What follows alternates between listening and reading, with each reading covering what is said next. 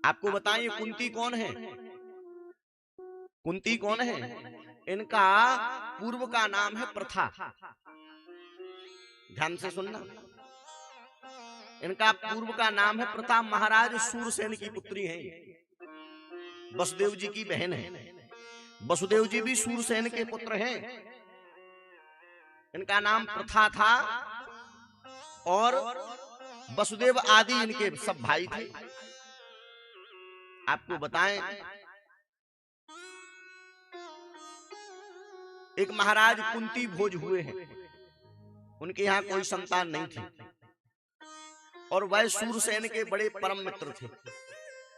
तो महाराज कुंती भोज एक बार मिलने के लिए आए सूरसेन से, और जब मिलने आए तो उनने देखा कि सूरसेन की जो पुत्री है जिसका नाम प्रथा है, ये बड़ी सुंदर है, सुशील है और योग्य है। तो महाराज कुंती भोज कहने लगे सूरसेन से कि देखो महाराज, तुम्हारे यहाँ तो 10-10 बालक हैं और हमारे यहाँ तो एक भी बालक नहीं है, हम आपकी बेटी प्रथा को गोद लेना चाहते हैं। तो कुंती प्रथा के लिए गोद लेकर के गए। कौन? राजा कुंती भोज। अब आप बहुत ध्यान से सुनना, चित्त लगाना कि जिसके लिए कभी बचपन में माँ बाप का सुख नहीं मिला, दूसरे माँ बाप ने गोद ले लिया। और जो माँ बाप गोद लेते हैं उनका प्रेम आप जानते ही हो, वैसा प्रेम नहीं होता है जो माता पिता जन्म दे करके प्रेम करते हैं। और प्रथा का नाम राजा कुंती भोज ने बदला और उनने अपने नाम से उसका नाम प्रथा बदल करके कुंती रखा। धीरे धीरे बड़ी हुई और इनका विवाह पांडु नरेश से किया। विवाह भी कर दिया, पर पांडु नरेश की कुंडली में तो ऐसा लिखा था कि जैसे ये विवाह की प्रथम रात्रि में अपनी पत्नी के पास जाएंगे और इनके प्राण निकल जाएंगे। कुंती विवाह करके घर गई और जैसे ही महाराज पांडु आए उसी समय उनके प्राण निकल गए, वैधव्य को प्राप्त हुई। अब आप सोचो कि माता कुंती को बचपन में माता पिता का सुख नहीं मिला, विवाह हुआ तो विवाह की पहली रात्रि में ही पति समाप्त हो गए, तो वैधव्य को प्राप्त किया। और उसी समय पांडु का जाने का समाचार महाराज कुंती भोज को पता चला, उन्हें बड़ा कष्ट हुआ। तो पांडु का एक छोटा भाई था जिसका नाम था माद्री, उसके 2 पुत्र थे, एक का नाम था नकुल और एक का नाम था सहदेव। उनको भी सहज स्वीकार माता कुंती ने किया। अब जब जैसे ही इनको वैधव्य प्राप्त हुआ तो कौरवों ने सताना प्रारंभ कर दिया। वो तो कृपा समझो महाराज दुर्वासा जी की, और दुर्वासा जी ने इनके लिए कुंवारे में एक ऐसा मंत्र दिया कि आप जिस देवता का ध्यान करोगे तो वही देवता आपका पुत्र बन के आएगा। तो महारानी कुंती ने कुंवारे में ही सूर्य भगवान का ध्यान किया था, तो सूर्य पुत्र बन करके आ गया। नाम पड़ा अंगराज कर्ण। तो महारानी कुंती घबराई कि कुंवारे में बालक हो गया, सब संसार में हंसी होगी कि इनकी बेटी ऐसी है राजा की, तो जो कुंवारे में ही बालक को जन्म देती है। उसको केले के पत्ते में लपेट करके प्रवाह कर दिया।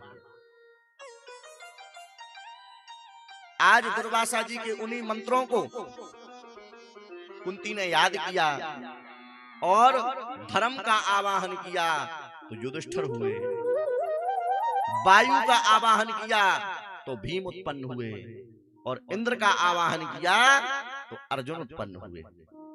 और माद्री के 2 पुत्र जिनका नाम है नकुल और सहदेव, इन 5 पांडवों की माता बनी कुंती। और जैसे ही पांडवों उम्र बढ़ने लगी, युधिष्ठिर भीम अर्जुन नकुल सहदेव धीरे धीरे बड़े हुए, तो इन कौरवों ने क्या किया? विशाल महाग्नि पुरुषाद दर्शना दशसभाया वनवास कृच्छता मृदे मृदेनैक महारथस्त्रतो द्रोण्यस्ततश्चास्म हरेभिरक्षिता। पांडवों के लिए जहर के लड्डू बना करके खिलाए। विषाद महक ने भीम को लड्डू खिलाए, क्योंकि भीम को भूख बहुत लगती थी। लड्डू खिलाए तो वो जहर के लड्डू थे। लाक्षागृह में उनको बंद किया तो कौरवों ने आग लगवा दी।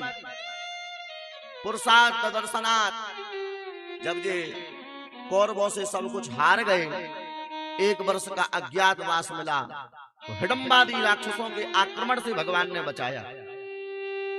और आपको बताएं, असस्सभायाम, इससे बड़ा कष्ट नहीं हो सकता है कि पांडवों की पुत्र वधू को दुर्योधन का भाई दुशासन भरी सभा में खींच करके ला रहा है और सबके सामने निर्वस्त्र नंगा कर रहा है। और दुर्योधन कहता है कि मेरी जंघा पर बैठा लो इसको।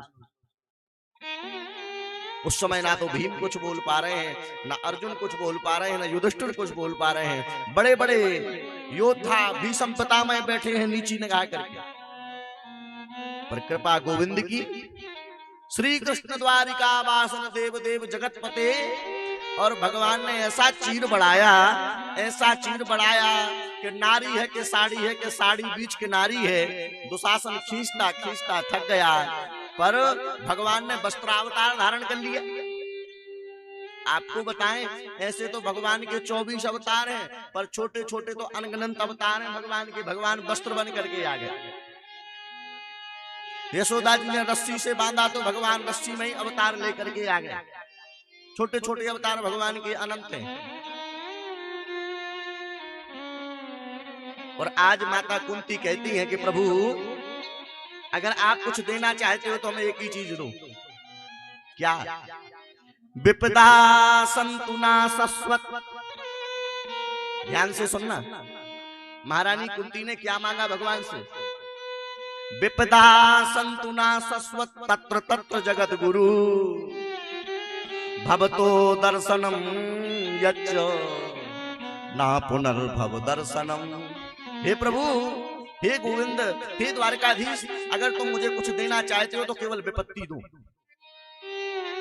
भगवान मुस्कुराने लगे, बुआ जी क्या मांग रही हो? जीवन भर तुमने दुखी दुख तो देखा।